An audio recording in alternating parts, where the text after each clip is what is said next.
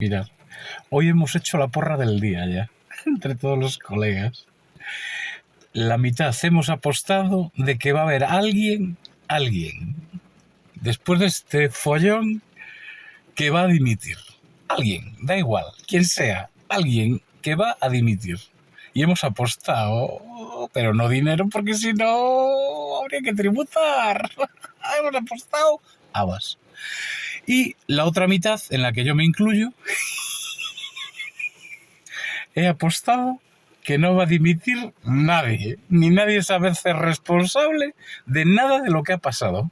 Porque ya, en vista del éxito de lo que sucedió en Valencia, telita marinera, pensamos y apostamos nuestras habas a que aquí no va a dimitir nadie.